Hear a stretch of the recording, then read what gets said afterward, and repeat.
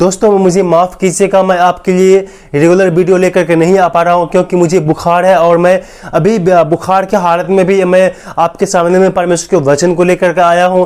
क्योंकि दोस्तों मैं मानता हूं जब तक हम खड़े हो सकते हैं, चल फिर सकते हैं, बोल सकते हैं, हम परमेश्वर के वचन का प्रचार करेंगे। चाहे मैं जैसा भी स्थिति में हो, हम परमेश्वर के वचन को प्रचार करते हैं और आपके लिए परमेश्वर के वचन को लेके आते हैं। तो मेरे प्रिय भाई बहनों, मेरे लिए आप प्रार्थना कीजिएगा कि परमेश्वर मुझे वो सामर्थ्य दे, वो शक्ति दे, ताकि मैं परमेश्वर के वचन को प्रचार कर सकूं और मैं ठीक हो सकूं। इसीलिए आप मेरे लिए प्रार्थना कीजिएगा। दोस्तों आज की वीडियो बहुत ही खास होने वाला है। आज मैं आपके सामने में परमेश्वर के एक बहुत महत्वपूर्ण वचन को लेकर के आया हूं कि परमेश्वर हमसे क्या चाहता है। हाँ मेरे प्रिय भाई बहनों, हम आज विषय में आज बात करने वाले हैं कि परमेश्वर हमसे क्या चाहता है। क्या दोस्तों आपने कभी भी ये जानने की कोशिश किया कि परमेश्वर हमसे क्या चाहता है? मेरे प्रिय भाई बहन, आज बहुत सारे भाई बहन ऐसे करते हैं, हम अपने इच्छा के अनुसार चलते हैं, हम परमेश्वर की इच्छा को जानने की कोशिश भी नहीं करते हैं कि परमेश्वर हमारे जीवन से क्या चाहता है, हम किस प्रकार से चलें। मेरे प्रिय भाई बहन, इसी विषय आज हम आपसे बात करने वाले हैं। ये वीडियो ज़्यादा लंबा नहीं होगा, बहुत मैं संक्षेप में आपको बताना चाहूँगा क्योंकि आज मेरा तबीयत ज़्यादा ठीक नहीं है, इसलिए मैं ज़्यादा आज मैं आपके समय में वचन से मैं बोल नहीं पाऊँगा, मुझे माफ़ कीजिएगा। लेकिन मैं थोड़ा आपका समय लूँगा, उसी में आपको समझाने का प्रयास करूंगा मेरे प्रिय भाई बहन। इसलिए इस वीडियो में आप बने रहिए। आप पत्र पढ़ने के लिए निकाल लीजिएगा पहला पत्रस की किताब, उसका 2 अध्याय का 15। यहाँ इस प्रकार से लिखा हुआ है, क्योंकि परमेश्वर की यह इच्छा है कि तुम भले काम करने के द्वारा निर्बुद्धि की अज्ञानता की बातों को बंद कर दो। परमेश्वर की यह इच्छा है कि तुम भले काम करने के द्वारा निर्बुद्धि की बातों की, अज्ञानता की बातों को बंद कर दो। परमेश्वर यह चाहता है कि हम एक दूसरे की सेवा करें। आप जब इसको नीचे में आप पढ़ेंगे तो यहाँ पर आप पढ़ पाएंगे कि आपके लिए मैं पढ़ देता हूँ, अपने आप को स्वतंत्र जानो, अपनी इस स्वतंत्रता को बुराई के लिए आड़ न बनाओ, परंतु अपने आप को परमेश्वर के दास समझकर चलो। सबका आदर करो, सब भाइयों से प्रेम रखो, परमेश्वर से डरो, राजा का सम्मान करो। मेरी प्रिय भाई बहन, परमेश्वर का वचन साफ साफ यहाँ कहता है, तुम एक दूसरे से प्रेम रखो, एक दूसरे से मेल मिलाप रखो और तुम भलाई करो। भलाई करने के द्वारा बुराई को भलाई से जीतो। इसका मतलब यह है मेरे प्रिय भाई बहन, यहाँ बच्चे में साफ साफ लिख दिया है, तुम भले काम करने के द्वारा निर्बुद्धियों की अज्ञानता की बातों को बंद कर दो। किसके द्वारा? तो भले काम के द्वारा। वो भलाई आप बहुत प्रकार की कर सकते हैं। आप किसी की मदद कर सकते हैं, आप किसी की सहायता कर सकते हैं, या आप किसी को जो भी चाहिए आप जितना हो सके आप उनके लिए सहायता करने के लिए आप कर सकते हैं मेरे प्रिय भाई बहनों। चाहे आप आर्थिक से मदद कर दो या शारीरिक मदद करो, जैसा भी कर सको आप एक दूसरे की भलाई करो, एक दूसरे के लिए आपको एक दूसरे को सहयोग, एक दूसरे के लिए आप भलाई करो। एक जगह और मैं आपके लिए परमेश्वर के वचन को पढ़ना चाहूँगा। यहाँ पर परमेश्वर के वचन हमें इस प्रकार से सिखाता है, कुलुस्सियों की किताब उसका 3 अध्याय का 13 में लिखा हुआ है, और यदि किसी को किसी पर दोष देने का कोई कारण है तो एक दूसरे की सह लो और एक दूसरे के अपराध क्षमा करो। जैसा प्रभु ने तुम्हारे अपराध क्षमा किए वैसे ही तुम भी करो। मेरे प्रिय भाई बहनों, यहाँ परमेश्वर का वचन साफ साफ कहता है, तुम एक दूसरे के अपराध को माफ कर दो, तुम एक दूसरे की भलाई करो, एक दूसरे की तुम सहायता करो।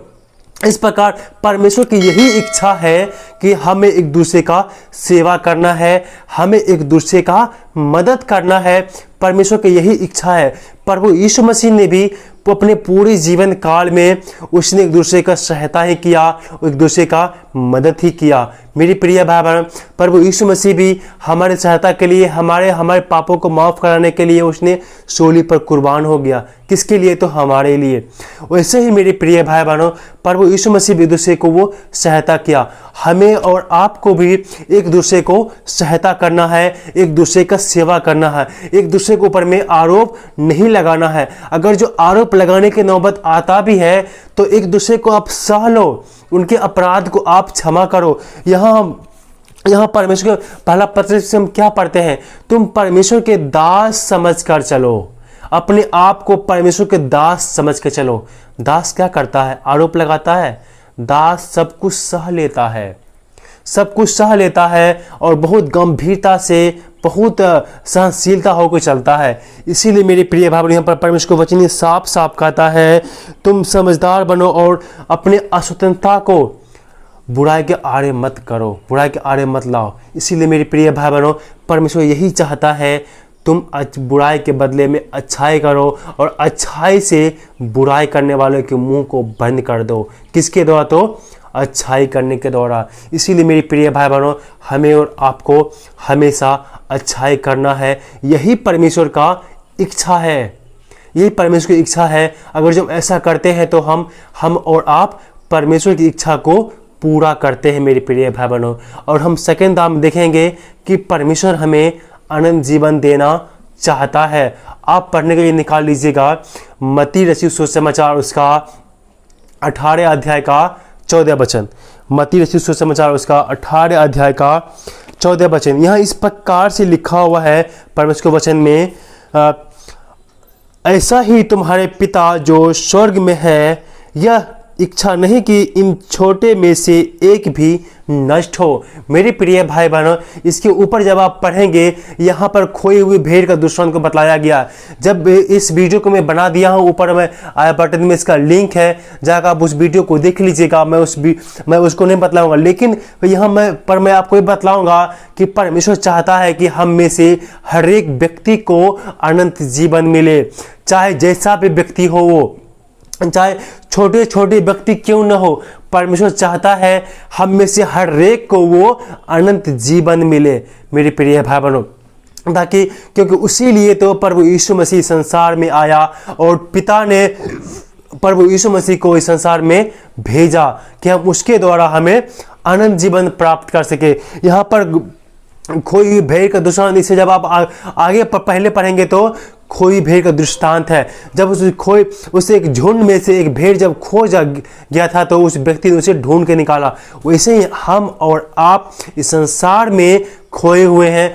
आप सबको परमेश्वर प्रभु यीशु मसीह ढूंढने के लिए आया है। वो नहीं चाहता है कि हम में से कोई भी व्यक्ति नाश हो। वो चाहता है हम में से हर एक, चाहे छोटे छोटे क्यों ना हो, परमेश्वर चाहता है कि हम सबको अनंत जीवन मिले मेरे प्रिय भाई बहनों। इसीलिए परमेश्वर चाहता है कि हमें वो अनंत जीवन दे। एक जगह और हम परमेश्वर के वचन को आपके सामने पढ़ना चाहूँगा, यूहन्ना की किताब उसका 6 अध्याय का 40।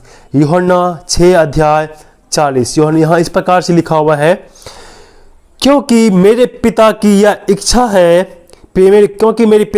इच्छा यह है कि जो कोई पुत्र को देखे उस पर विश्वास करे वह अनंत जीवन पाए और मैं उसे अंतिम दिन फिर जिला उठूंगा।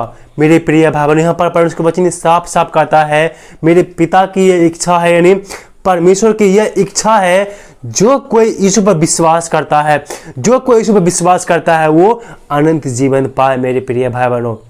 इसीलिए परमेश्वर चाहता है कि आप यीशु मसीह पर विश्वास करके अनंत जीवन प्राप्त करो, अनंत जीवन पाओ। आप यूहन्ना 3 अध्याय का 16 वचन में लिखा हुआ है, जगत से ऐसा प्रेम रखा कि परमेश्वर ने अपने इकलौता पुत्र दे दिया ताकि जो कोई उस पर विश्वास करे वो अनंत जीवन पाए। मेरे प्रिय भाई बहनों, परमेश्वर ने अपने पुत्र को संसार में इसीलिए भेजा कि उस पर विश्वास करने के द्वारा हम और आप अनंत जीवन प्राप्त करें।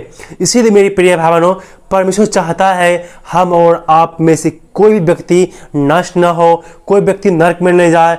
हम में से हर एक व्यक्ति अनंत जीवन को प्राप्त करे। और अनंत जीवन को हम कैसे हमें मिलेगा? तो परमेश्वर ने कहा प्रभु यीशु पर विश्वास करके। अगर जो आप प्रभु यीशु पर विश्वास करते हैं तो आपको अनंत जीवन मिलेगा। ये मैं नहीं कर रहा हूँ, ये परमेश्वर की इच्छा है, परमेश्वर को वचन कहता है। इसीलिए मेरे प्रिय भाई बहनों, परमेश्वर की इच्छा यही है कि आप एक दूसरे का अपराध को सह लो, अपने बुराई को अच्छाई से जीतो, एक दूसरे का सेवा करो। ये परमेश्वर की इच्छा है। और दूसरा बार में आपने क्या सीखा?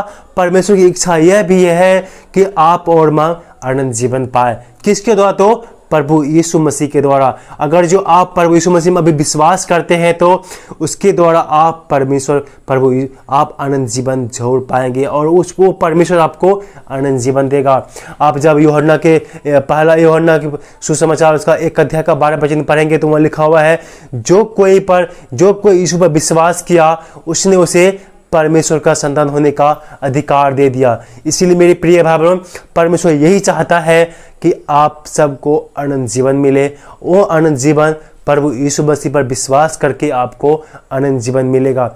इसीलिए मेरे प्रिय भाई बहनों, इस वीडियो के माध्यम से आज आपने सीखा कि परमेश्वर की क्या इच्छा है। परमेश्वर की यही इच्छा है। मैंने आपको 2 पॉइंट को बतलाया है कि परमेश्वर चाहता है कि हमें एक दूसरे के सेवा करें, एक दूसरे का सहायता करें, एक दूसरे का हम मदद करें। और दूसरी बात में हम क्या सीखा, परमेश्वर यह चाहता है कि हमें और आपको वो अनंत जीवन दे।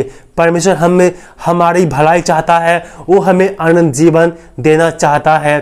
किसके द्वारा? तो प्रभु यीशु मसीह के द्वारा। उस पर विश्वास करने से हमें अनंत जीवन प्राप्त होता है। तो मैं आपसे विनती करता हूं कि आप प्रभु यीशु मसीह में विश्वास करें और उद्धार को पकड़े और अनंत जीवन को आप प्राप्त कर सको प्रभु यीशु मसीह के नाम पर विश्वास करके। इसीलिए एक दूसरे की आप सेवा करो, आप एक दूसरे की सहायता करो और प्रभु यीशु मसीह में आप विश्वास करो, आपको अनंत जीवन जरूर देगा। इस वीडियो के द्वारा परमेश्वर आप सबको आशीष दे।